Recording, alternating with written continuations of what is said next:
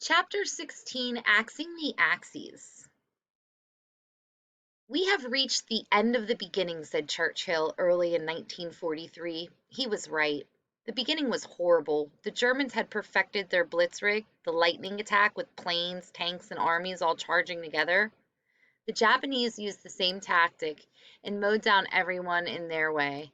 The Allies were losing the war. The Axis seemed invincible. Then things began to change. This is what happened. In February 1943, Japan pulled out of Guadalcanal. That same month, we cracked the Nazi code Triton. Now we knew there were where their submarines were. The Atlantic was full of U-boats, and we began sinking them. The German U-boat admiral couldn't figure out what was happening. We realized that Germans must have broken our naval code. That would explain why they always seemed to know where our convoys were going. We changed our code. More ships made it into Europe. We began winning the war of the Atlantic. The Russians trapped a German army at Stalingrad. Then they laid siege to that army. They starved them. Finally, the German army surrendered. Then the Russians went on the offensive. They headed for Germany. Hitler hadn't planned on that. American factories reached high gear. We began turning out guns, ships, tanks, planes, and other military equipment at an incredible rate, faster than anyone had believed possible. Picture this: a flat, sandy, empty field at a place called Willow Run in Michigan. Now picture that same field 6 months after Pearl Harbor. What you see is a vast building, half a half a mile long and a quarter of a mile wide. Steel, rubber, and other raw materials are fed at one end of the room. Airplanes emerge from the other end. Almost 9,000 airplanes the first year. It is not surprising that many historians say the Second World War was won in America's factories and laboratories. In 1943, the Russians were fighting the Axis alone on the European continent. Stalin was crying for help. He asked his allies to land forces in Europe to take some of the pressure off his troops. He asked for a second front.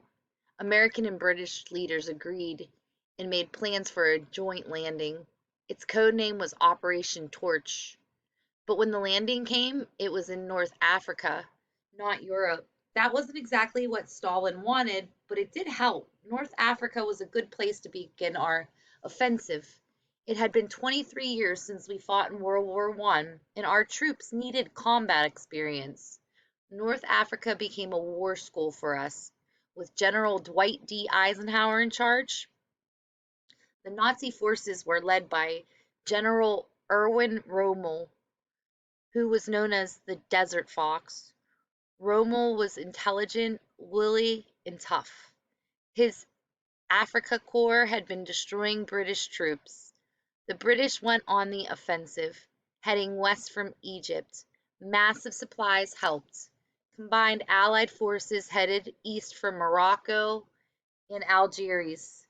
A small French force came north from Chad. Rommel was caught in a pincer.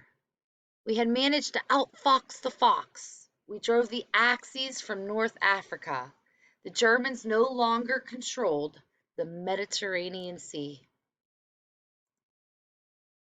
We were now bombing Germany from the air day and night, but we needed to do more than that.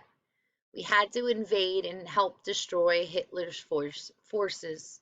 Should we land in France and push east to Germany? Should we land in Italy and move north? Should we go through Greece? Finally, it was decided we would start on the Mediterranean island of Sicily and go on to Italy. Check a map and you'll see why Sicily was important. The invasion of Sicily was given the code name Husky. We landed by the sea and air and captured the island. Amphibious ducks were used for the first time, but there was a snafu. We let an Axis army escape to Italy. The Italian people were now fed up of war. Our bombs were blasting Rome. They hadn't worked out some Ital they had things hadn't worked out the way some Italians thought they would. Their morale collapsed. They kicked Mussolini out of power. Their army went home. They got out of the war. Because of that, we thought Italy would be easy to capture.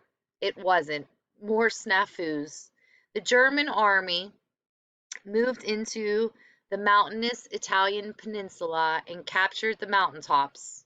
Picture the enemy shooting down at you as you attempt to climb. That's what happened. The Germans were on the heights. Our soldiers faced ferocious fire. Italy was a bloody standoff. Planning began for Operation Overlord, code name for the invasion of France. It was the largest amphibious invasion in all of history.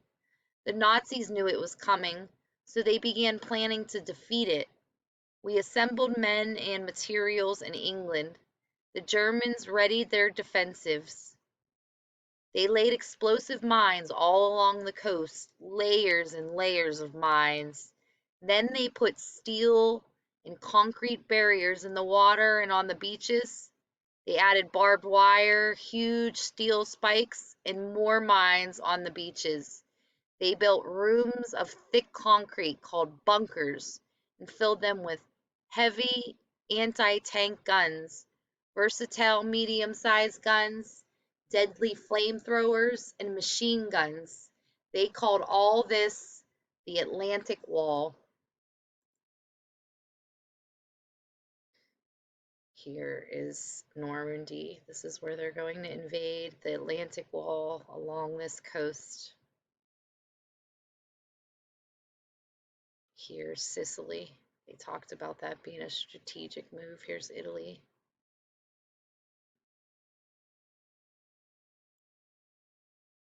They fortified the whole coastline, from the Netherlands to the west coast of France.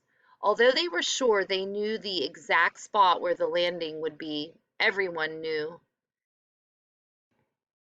The best route is obvious, from Dover, England to Pas de Calais in France. It is the shortest distance across the treacherous English Channel. It has gentle beaches, and it is the best place to land if you're heading for Germany's heartland.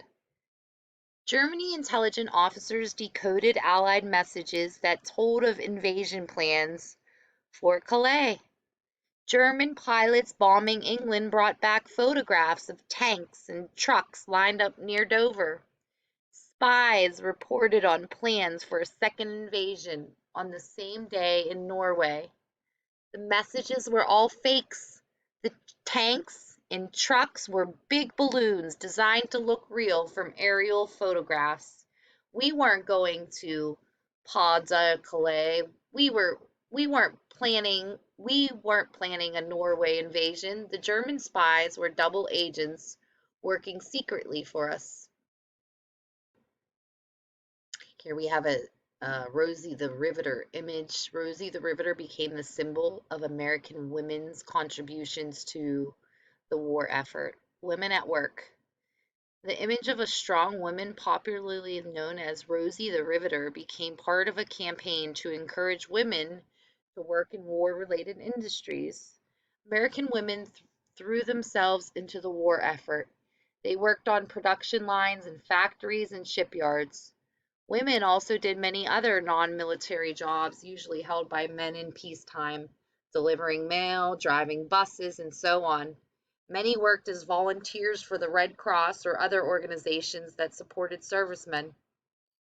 During World War II, thousands of American women entered male-dominated industries such as aircraft construction.